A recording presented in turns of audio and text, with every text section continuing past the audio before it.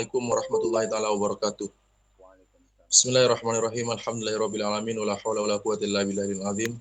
Wassalatu wassalamu ala asyrofil anbiya'i wal mursalin sayyidina Muhammad wa ala alihi wa sahbihi ajmain. Amma ba'du. Kami dari kelompok 8 yang akan memaparkan makalah kami yang berjudul mendemonstrasikan keterampilan dasar mengelola kelas. Yang mana makalah kami diajukan untuk memenuhi tugas mata kuliah micro teaching. Kelompok 8 ini beranggotakan yang pertama adalah Pak Isnan Rizal, yang kedua Bu Devi Oki Aryani, yang ketiga Ibu Rika Hermayulis, yang keempat Pak Makhirin, dan yang kelima saya sendiri Mustafa Lutfi, dan yang keenam adalah Ibu Neng Arina Rotul Jannah. Saya sebagai moderator dalam kelompok 8 ini akan mengenalkan beberapa pemateri,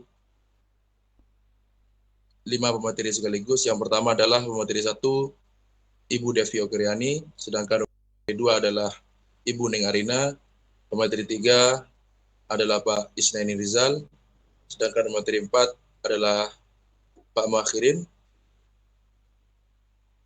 dan yang terakhir adalah Ibu Rika Hermayulis. Kepada materi-materi yang disebut namanya, untuk menjelaskan dan memaparkan makalah kami. Dari kami sebagai moderator, terima kasih dan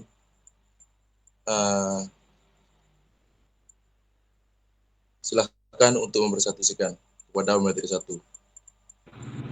Terima kasih atas waktunya Bapak Mustafa. Di sini saya akan menjelaskan tentang pengertian mendemonstrasikan keterampilan dasar mengelola kelas adalah proses menunjukkan atau mempraktikkan secara langsung kemampuan dasar dalam mengatur dan menciptakan suasana kelas yang kondusif untuk pembelajaran. Keterampilan ini mencakup berbagai aspek, mulai dari tata kelola lingkungan fisik, pengelolaan interaksi siswa, hingga pengendalian perilaku untuk memastikan bahwa tujuan pembelajaran dapat tercapai secara efektif. Di sini mendemonstrasikan keterampilan dasar mengelola kelas berarti menunjukkan atau mengimplementasikan kemampuan-kemampuan yang penting yang perlu untuk menciptakan lingkungan belajar teratur, produktif, dan positif. Jadi, seorang guru tidak hanya memahami teori tentang pengelolaan kelas, tetapi juga bisa mempraktekkan dengan efektif dan di depan siswa. Terima kasih. Selanjutnya, persilakan pemateri 2. Ya, terima kasih Bu Devi. Kali ini saya akan membahas tentang keterampilan dasar yang harus dimiliki oleh guru, yaitu dalam hal pengelolaan kelas. Yang pertama adalah menata lingkungan fisik kelas. Salah satu langkah awal dalam pengelolaan kelas adalah menciptakan lingkungan fisik yang mendukung proses pembelajaran. Nah, di sini lingkungan fisik kelas ini termasuk kebersihan kelas, termasuk penataan meja misalnya atau tempat duduk, dan pengelolaan sumber belajar yang strategis. Ya, sumber belajar ini juga termasuk media yang akan kita gunakan dalam pembelajaran. Nah, yang kedua ada pengaturan interaksi dan dinamika kelompok. Guru perlu memahami karakteristik siswa dan menciptakan suasana yang mendorong kerjasama dan komunikasi yang baik di dalam kelas. Teknik seperti pembentukan kelompok belajar, diskusi interaktif, dan permainan edukatif dapat digunakan untuk menjaga keterlibatan siswa selama pembelajaran. Nah, di sini selain yang tadi menata lingkungan fisik kelas, ini ada juga guru itu perlu memahami bagaimana menciptakan suasana yang menyenangkan itu dengan diskusi kelompok atau dengan diskusi interaktif dan permainan edukatif ya, seperti misalnya kita bisa menggunakan aplikasi-aplikasi atau XE dalam internet yang bisa digunakan seperti Quizzes misalnya atau Wordwall dan lain-lain. Berikutnya. Nah, yang ketiga ada guru itu harus mampu mengelola perilaku siswa melalui pendekatan yang efektif, seperti memberikan penguatan positif. Nah, jadi ketika anak misalkan sudah berhasil menyelesaikan pembelajarannya, maka kita sebagai guru harus memberikan umpan balik seperti penguatan positif dan memberikan misalnya star untuk murid dan lain-lain. Menetapkan aturan kelas yang jelas. Nah, di sini juga begitu ya. Jadi kita sebagai guru harus menetapkan aturan kelas yang jelas. Misalnya dalam kelas itu anak-anak harus memperhatikan guru ketika menjelaskan. Nah, jika misalnya ada yang melanggar, maka diberi konsekuensi seperti itu. Dan menangani konflik secara bijaksana. Ini jelas ya, jadi guru itu harus bisa menangani konflik secara bijaksana dalam permasalahan yang dihadapi anak. Hal ini bertujuan untuk meminimalkan gangguan dan menjaga suasana kelas yang kondusif. Nah, yang keempat, ada penggunaan teknologi dalam pengelolaan kelas. Ya, dalam era digital ini, tentu kita sebagai guru juga harus mempunyai kemampuan untuk menggunakan teknologi ya, supaya kita juga maju gitu. Maju karena kan zaman-zaman digital juga anak itu lebih jago ya. Nah, teknologi dapat juga menjadi alat bantu yang efektif dalam pengelolaan kelas, seperti penggunaan aplikasi manajemen kelas, perangkat lunak untuk pembelajaran interaktif, atau media visual untuk menarik perhatian siswa.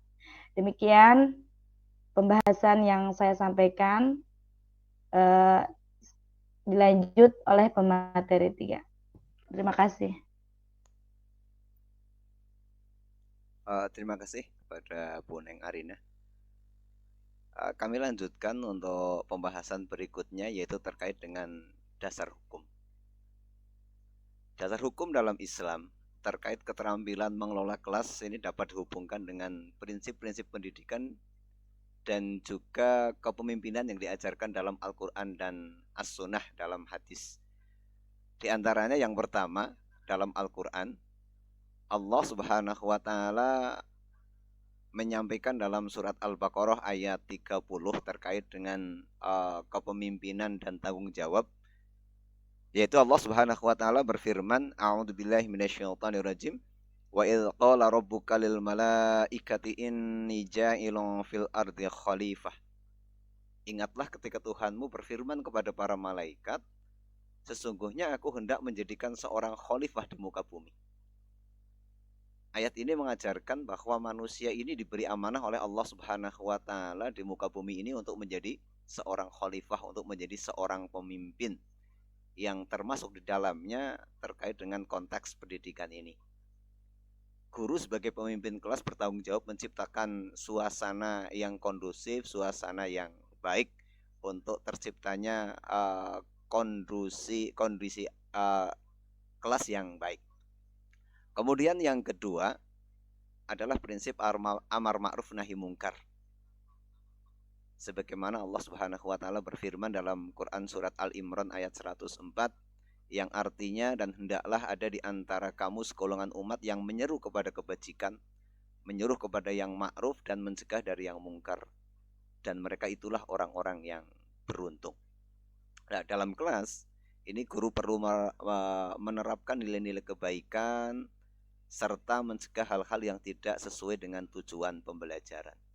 Adapun yang ketiga terkait dengan prinsip hikmah dalam pendidikan, ini juga Allah Subhanahu wa Ta'ala menegaskan dalam surat An-Nahl ayat 125, serulah manusia kepada jalan Tuhanmu dengan hikmah dan pelajaran yang baik, dan bantahlah mereka dengan cara yang baik. Jadi pengelolaan kelas yang efektif ini membutuhkan kebijaksanaan dalam menangani siswa, termasuk dalam memberikan arahan dan menyelesaikan konflik. Demikian dasar dari Al-Quran. Kemudian yang kedua terkait dengan dasar dalam hadis akan disampaikan oleh pemateri berikutnya. Tafadhol.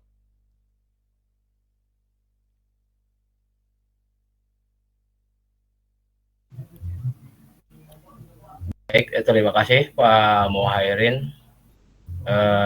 Selain daripada dasar hukum yang tertera di dalam Al-Quran, dasar hukum tersebut juga ada di dalam hadis Nabi Muhammad SAW.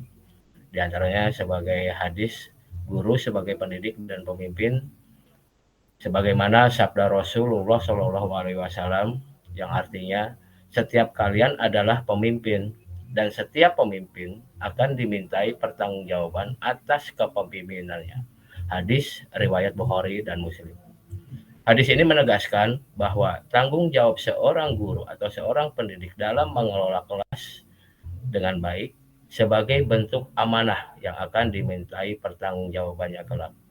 Kemudian di dalam pengelolaan kelas, interaksi antara guru dan peserta didik perlu juga adanya pentingnya kasih sayang dalam pengelolaan.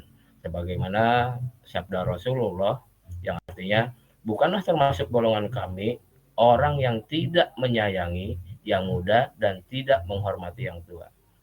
Arti hadis riwayat Ahmad. Hadis ini menceritakan atau mengidentifikasikan bahwa dalam pengelolaan kelas, bahwa kasih sayang kepada siswa itu merupakan sebuah kunci yang utama untuk menciptakan suasana yang harmonis. Kemudian hadis lain terkait motivasi dalam pendidikan, Rasulullah Shallallahu Alaihi Wasallam pun bersabda yang artinya, Allah menyukai jika seseorang melakukan pekerjaan dengan itqan atau sungguh-sungguh dan profesional. Artinya, guru perlu mengelola kelas dengan profesional baik dalam metode mengajar, mendidik, dan lain-lainnya, dan penuh dengan dedikasi untuk mencapai hasil yang maksimal, sehingga sinergi antara peserta didik dengan guru akan semakin harmonis. Demikian terkait dasar hukum yang ada di dalam Al-Quran maupun hadis yang telah kami sampaikan. Selanjutnya terkait dengan maksud dan tujuan akan dilanjutkan oleh pemateri berikutnya. Silakan pemateri selanjutnya, dipersilahkan.